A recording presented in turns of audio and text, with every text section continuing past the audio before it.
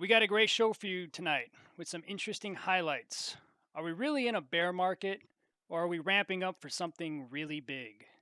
Ethereum 2.0 has just changed its name to the consensus layer, and we're all wondering what that's about. And Ripple seems to be making moves that signify that the lawsuit might be coming to an end soon.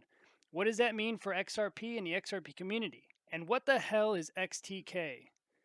Stick around because we are going to get into all of this and much, much more.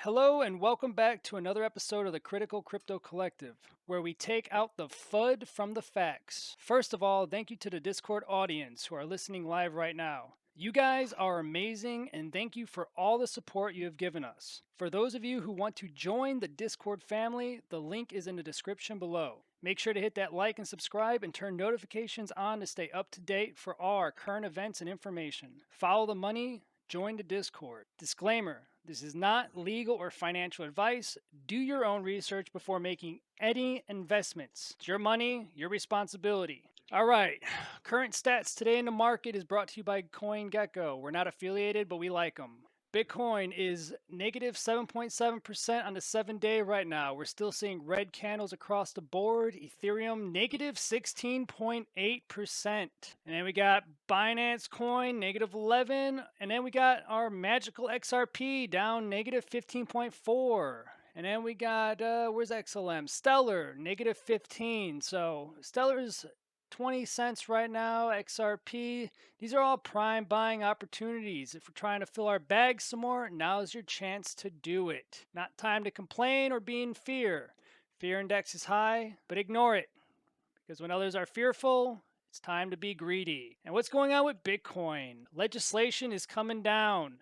We got President Joe Biden, and the White House is set to put itself at the center of US crypto and start setting some policies. All right.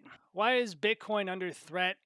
It's really all of crypto. Really, the way we're moving is towards the digital dollar, and we're going to be basing all of our currency on blockchain technology. And so instead of having fiat and paper and credit cards and all that, it's going to be QR codes and CBDCs. And instead of bank accounts necessarily, they're going to be replaced with wallets where the government can easily come in and say, hey, we're going to airdrop you a universal check for X amount of money in a CBDC. And for those of you who don't know what a CBDC is, it's a central bank digital dollar. Now that's where we're going with this. The White House right now is trying to come down and figure out how we can regulate that, how we can control that, tax it. And there's going to be lashback, there's going to be resistance, and honestly, I really believe it's going to be futile. Because at the end of the day, the government's going to do what it does because it's always done what it does. Despite, who votes and who says what, the government's the government, and they're going to get theirs, especially when it comes to taxes. The Biden administration is preparing to release an initial government-wide strategy for digital assets as soon as next month and task federal agencies with assessing the risk and opportunities that they pose, according to people familiar with the matter. I like how they put that in there. People familiar with the matter. Pseudo-anonymous, again, kind of like Satoshi Nakamoto. Senior administration officials have held multiple meetings on the plan, which is being drafted as an executive order, said the people. The people. The directive, which would be presented to President Joe Biden in the coming weeks, puts the White House in the center of Washington's efforts to deal with cryptocurrencies.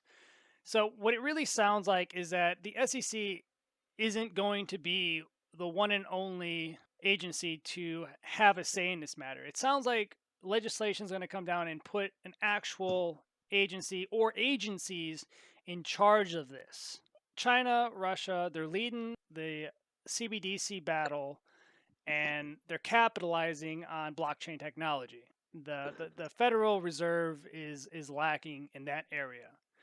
They're holding back. They're trying to get their money, their fair share. I mean, think about it. The Federal Reserve Chair Jerome Powell is the richest chairman in history. If that doesn't say something right off the bat, I don't know what to tell you. I mean, look at all of our politicians. They're all filthy rich.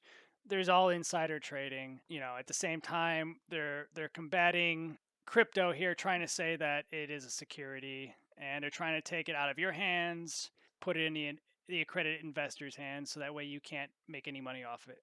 How will cryptocurrency regulation affect crypto prices? According to US News, crypto prices could react positively if there is a framework that helps create innovation. But if it appears that there is a more stringent approach to crypto regulation, Bitcoin and other cryptos may lose value. Bitcoin and crypto has responded negatively when the government are posturing in a way that is creating some kind of ban or higher level of effort for miners. But that's when you're talking about proof of work coins like Bitcoin and current status Ethereum. This doesn't necessarily talk about the innovative cryptocurrencies that don't require mining, that don't require any kind of like Ethereum, any kind of transition, because they already have the technology established. Like for example, XRP, XLM, Algorand. But in the meantime, the question is Ethereum a security? Gary Gensler has declined to comment on whether or not Ethereum could be classed as a security. The CSC or CEC chairman reiterated the need to bring crypto tokens under the purview of securities regulations. And once again, the only thing that does is if you turn these cryptocurrencies into securities, you're not going to have access to them anymore. If it's a security, you're not going to be able to get it unless you're already rich and you're an accredited investor. The SEC has also been criticized for its unclear guidelines on cryptocurrencies in the recent months. And really, I mean, Gary Gensler, MIT, big blockchain guy, he studied it. Even he, up as the SEC chairman, he doesn't have any clear guidelines from the top down. And that's what we're hoping to get here in these upcoming months, really in these upcoming weeks, from what the news articles are saying, that Biden and the executive office are going to finally come down here and give us some actual clear guidance for what's going to happen. But Gary Gensler really believes that all or most cryptocurrencies are securities, or they qualify as securities. So, I mean, if they all qualify as securities, I mean, why doesn't Ethereum qualify as a security? I mean, Ethereum isn't under the spotlight. They're not over the fire. You hear about the SEC coming after exchanges and different cryptocurrencies and XRP and Ripple and all these different lawsuits, but Ethereum seems to be fine, even though they had an ICO and they did exactly the same thing that every other altcoin did, you know? And the whole question behind that and where we're going as a country is, can crypto become more sustainable? As you can see right here, organizations like the Crypto Climate Accord, for example, are working toward a goal of having blockchains powered by renewable energy by 2025, and have even produced a 32-page audit document for tallying the environment impact of cryptocurrency. And they even come down here, they give you a list of, energy efficient cryptocurrencies like Cardano, which has been deemed the Ethereum killer for those of you who are in the space. Stellar's XLM, which has been extremely efficient. And you got Nano and Hedera Hashgraph, which, Hedera Hashgraph I've heard really good things about. If you go to the Crypto Climate Accord website, right, and you go over to their supporters and signatories page, and you scroll down, well, who do you see here as a partner? You got Ripple. Wow, Ripple's there. You got the XRP Ledger Foundation. You got Engine Coin. You got Tezos, for those of you who know Tezos. But I mean, where's XLM? Where's Stellar? And where's Hedera Hashgraph? It's just really questionable that those listed in that article talking about the Crypto Climate Accord don't have them listed here as a partner. And speaking of Ripple, the lawyers involved with Ripple Believe that the case could be ending pretty soon, actually, either with payment or not with payment. Who knows? Jeremy Hogan is one of those primary lawyers, along with John Deaton. He believes that the SEC's lawsuit against the payments giant could be finalized by April 2022. As far as Ripple actually winning the lawsuit, I mean, Johnny, what do you think about that? Well, I kind of have a different idea than most people right now. Everyone's saying it's very bullish. It's really good. Ripple's looking like they're going to win, but I disagree. And I'm very long XRP. Really enjoy using the ecosystem. I think the dexes are just beautiful. Cardano just got a dex last month. Meanwhile, XRP has had a dex for years. It's tested. That's the future of DeFi. That's where the future of DeFi is going to be. But I don't see them winning this lawsuit. Gary is right a little bit. And there's a lot of companies like Block One, which have settled with the SEC for an ICO that they deemed was a securities offering. They lost, they settled, paid 24 million on a 4 billion ICO, and got away scot free. Ripple's fighting this, and it may not go in their favor. However, I do think this is a long-term strategy, because if you look at Moja Loop, what they're doing, if you look at the UN, the Rockefeller Foundation, it's easy to see that XRP is in their long-term agendas, their long-term strategies for the financial system, eliminating Nostro Vostro, pre-funding. Those are things that really slow down the financial system. But I do think they're going to lose this lawsuit, and this will probably be a ripple effect, excuse my pun, for the rest of the financial companies that are in the crypto space, because there are a lot of them. And, as Brian Brooks said, the regulators have to let them in. That being said, I am long XRP, guys, but we could see some diminishing price action as this lawsuit drags on. And I don't believe in the fair notice defense. Also, why is Ethereum changing its ETH 2.0 name to, what is it, consensus layer?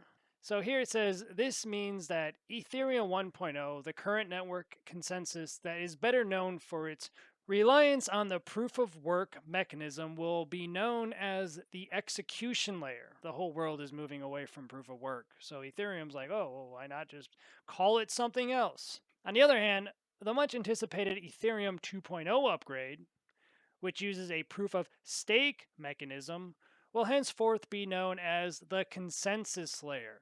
Why? Does it really make any sense? Not really. Yeah, people are just, they like Ethereum as a brand, and that's why they want to keep it. But, proof of stake sucks. And people are talking about, oh, Bitcoin's going to go to proof of stake. I don't know how that would even happen, but as far as Ether right now, it's not scalable. It's ridiculous on the environment.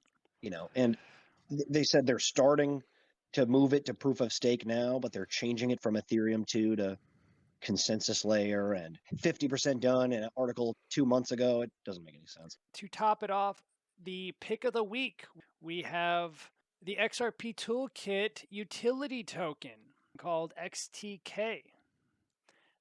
And XTK you can find at xrptoolkit.com/token. Created by Toho Labs. Toho Labs here at toholabs.com. You can check this out for yourself. They are partnered with XRP, Flare, Dogecoin for you meme enthusiasts, and Litecoin as well. Now, funny thing here is that their public blockchain infrastructure is at the Pioneer bunker in Sweden. Yeah, well, basically, Toho Labs was a company that Ripple invested in during their X Spring initiative. And I believe they bought somewhere along the lines of 33% of the company. And basically, they're located in the Pine and White Mountain Complex, which is the most secure data facility in the world.